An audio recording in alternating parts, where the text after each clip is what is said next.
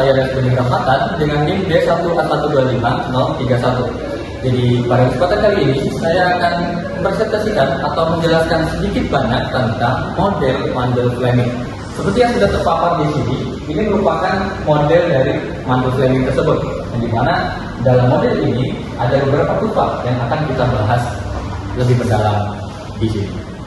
Pertama, mari kita langsung saja lihat ke kurva LM yang berhubungan langsung dengan kurva Y1, atau dalam skala ini Y1 mengibaratkan output. Nah, kurva LM ini yang berhubungan langsung dengan output ataupun Y1, mengapa bentuknya vertikal?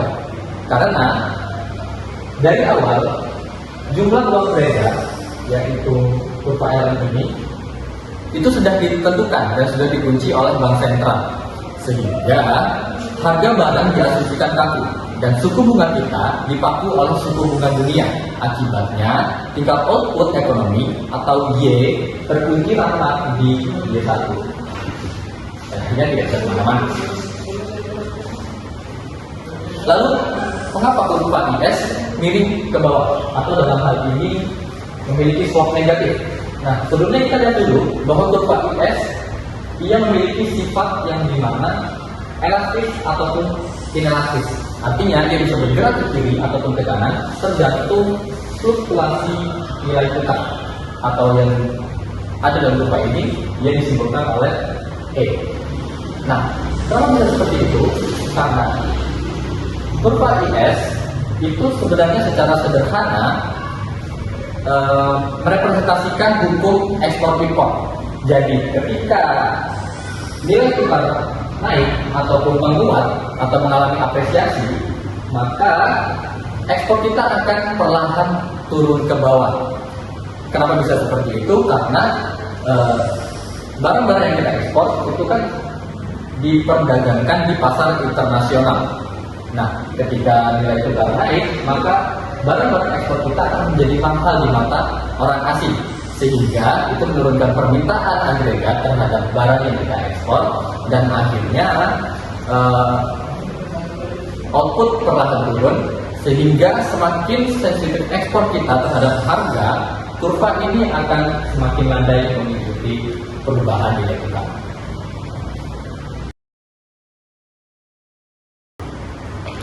Setelah mengetahui semua komponen-komponen yang ada dalam model Mandel Fleming sebelumnya, serta juga setiap karakter dari kurvanya, sekarang kita masuk ke sedikit kasus. Apa yang terjadi jika pemerintah memasarkan ekspansi fiskal? Misalnya, pemerintah tiba-tiba ingin membangun jalan tol, yang itu memerlukan modal triliunan rupiah. Nah, tindakan ini akan mendorong kurva IS bergerak ke kanan dari IS1 ke IS2. Dari sini ke sini. Kalau dia seperti itu, karena permintaan uang yang tinggi akibat proyek ini memancing masuknya dolar dari investor asing.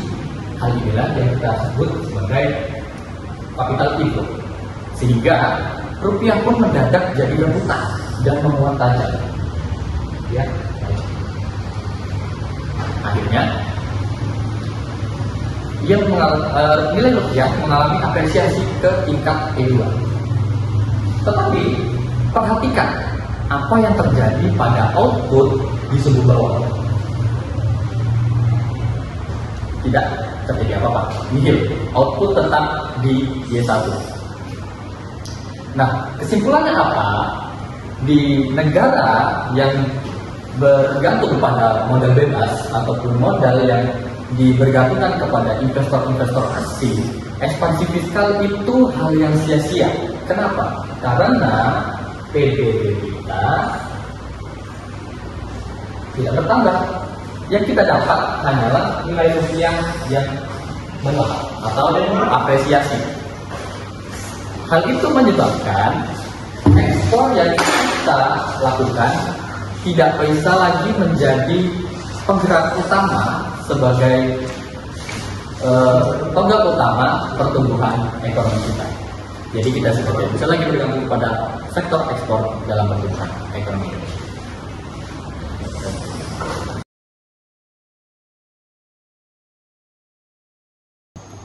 Baik, kita ke sendiri kasus selanjutnya, yaitu kebijakan moneter. Kalau sebelumnya kita membahas tentang kebijakan fiskal ekspansif, yang mana dari kesimpulannya ketika kita melakukan kebijakan ekspansif, ya tidak menimbulkan efek apapun atau sebuah hal yang sia-sia. Nah, sekarang kita masuk ke kebijakan moneter. Analoginya seperti ini. Bank sentral mencetak uang dalam jumlah yang masif, sehingga kurva RM bergerak meleset ke kanan. Nah, meleset ke kanan, bergerak dari kiri ke kanan, dari LM1 ke LM2, sehingga banjirnya uang ini membuat suku bunga turun. Dan akhirnya investor berbondong-bondong memindahkan modalnya ke luar negeri, sehingga pada akhirnya akan menciptakan suatu fenomena, yaitu capital outflow, yang dimana modal-modal yang sudah ditanamkan ke dalam negeri atau dalam kasus ini Indonesia, itu investor-investor asing akan memindahkan semua sahamnya ke negara lain ataupun ke saham-saham lain. Nah, aksi membuat rupiah ini membuat nilai tukar kita depresiasi parah, jatuh dari E1 ke E2. Nah, tapi di sini yang letak keajaibannya. Kenapa? Nah, kita pakai contoh rupiah yang murah meriah ini bagaikan toko yang memasang spanduk diskon gila-gilaan. Nah, ketika kita memasang diskon, misalnya kita punya toko, lalu kita memasang diskon misalkan 70% ataupun 80% ataupun 90% selanjutnya, maka orang-orang akan tertarik membeli barang kita. Karena apa? Karena mereka tahu ketika harga suatu barang di diskon, maka barang tersebut akan jadi lebih murah, dan kita akan bisa, dan konsumen akan berpikir bahwa mereka bisa membeli banyak barang yang lebih banyak lagi. Nah, pada kasus ini orang-orang akan mendadak memborong buat barang-barang kita kan. Nah, pada akhirnya ekspor meroket tajam, dan seperti yang kita lihat dalam grafik, output atau pendapatan nasional mengalami perpindahan dari G1 G2. Itu artinya apa? Artinya ekonomi bertumbuh, artinya output yang dihasilkan pun juga bertambah. Nah, kesimpulannya apa? Kesimpulannya kebijakan moneter adalah senjata pamungkas. Kalau sebelumnya kebijakan fiskal kan suatu hal yang sia-sia, yang mana kita hanya akan mendapatkan penguatan rupiah secara ya itu saja, tidak ada multiplier effect lainnya. Nah, kebijakan moneter ini dia berhasil menaikkan output bukan lewat jalur kredit, melainkan dengan mensubsidi para eksportir melalui nilai tukar mata uang yang murah, sehingga sektor ekspor pada pendapatan nasional bisa menjadi tonggak utama dalam pertumbuhan ekonomi kita.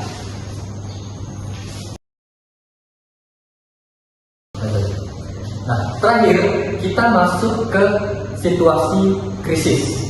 Jadi studi kasusnya kali ini adalah kita menerapkan krisis dalam model Mundell Fleming ini. Nah, krisis yang paling umum terjadi di Mundell Fleming ini adalah premium risiko, atau dalam ini kita sebut sebagai premium risk. Apa itu premium risk? Premium risk adalah bunga tambahan yang diminta investor asing karena negara kita dianggap sedang berbahaya atau sedang labil dalam perekonomiannya, entah besok akan mencapai pertumbuhan ataupun krisis lagi tambahan, entah itu karena risiko politik atau ancaman gagal bayar utang lainnya ataupun tragedi-tragedi lainnya. Nah, secara teori grafik ini menjelaskan bahwa kepanikan membuat orang membuang uang kartal. Jadi kurva LM yang satu bergeser ke kanan. Itu menandakan apa?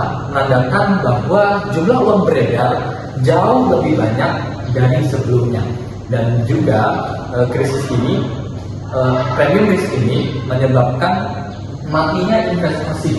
Jadi investasi yang tadinya ada di kurva ini di S1 dia bergeser ke kiri, dan akhirnya investasi tidak lagi ada di negara kita. Nah, itu menyebabkan modal kita kesulitan modal, karena negara kita merupakan negara yang bergantung pada modal bebas seperti investor-investor asing. Nah, tentunya nilai tukar juga akan terpengaruh. Nilai tukar akan jatuh dari B1 ke B2, yang akan turun drastis, sehingga kurs rupiah kita terhadap dolar itu akan cenderung melemah, atau dalam hal ini ya kita sebut sebagai krisis moneter. Nah, tapi anehnya penurunan kurs rupiah ini dan juga ledakan ekspor akibat mata uang murah ini seolah-olah berhasil mengangkat output dari Y1 ke Y2. Nah, namun mungkin dalam hal ini jika dipaparkan secara gamblang itu menandakan sebuah pertumbuhan ekonomi. Ketika kurvanya bergerak ke kanan, maka itu ditandakan sebagai pertambahan atau pertumbuhan ekonomi. Nah, apakah di dunia nyata berjalan semudah itu? Tentu tidak.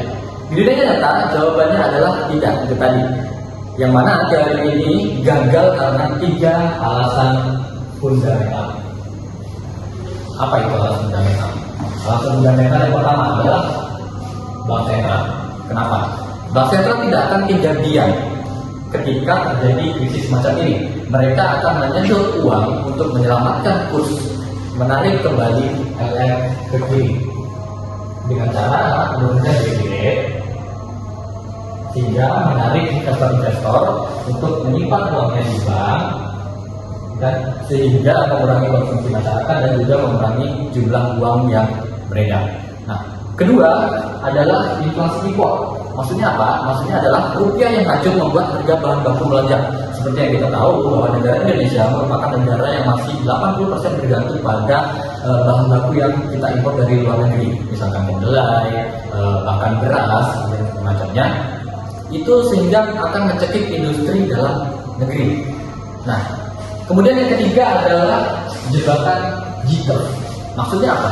Maksudnya adalah eksportir kita tidak bisa mendadak memproduksi barang dalam semalam. Sementara tagihan impor yang tadi atau inflasi impor yang tadi itu tagihan impor yang tadinya melonjak drastis ini juga kan kita di situ menggunakan tagihan dalam bentuk dolar, itu meledak dalam 1 hari itu juga. Nah, ketika ekspor tidak mampu menandingi jumlah impor yang terjadi itu tadi, maka itu menandakan bahwa neraca dagang kita mengalami defisit parah, sehingga akhirnya diperlukan lagi tambahan dana dari APBN untuk menutupi tagihan-tagihan impor yang tadinya meningkat drastis itu tadi. Nah, mengharapkan output naik dari sebuah kenaikan pasar itu ibarat seorang atlet yang menenggak 5 kali minimal sekali energi sekaligus sebelum bertanding. Secara teori mungkin dia akan berlari secepat kilat ya, karena minuman energi yang diminumnya sebelum itu tadi. Nah, tapi di dunia nyata itu tidak semudah itu terjadi. Di dunia nyata yang terjadi malahan jantung yang berdebar, tekanan darah yang meledak, dan dia justru pingsan di putaran pertama. Nah, jadi kesimpulannya apa? Kesimpulannya adalah premium risk ini adalah bukanlah pendorong ekonomi secara real time, melainkan racun yang harus kita hindari itu tadi. Karena ketika investor asing menerapkan kebijakan premium risk kepada kita, maka negara kita dinilai sebagai negara yang labil dalam perekonomian, sehingga kita harus menanggung semua risiko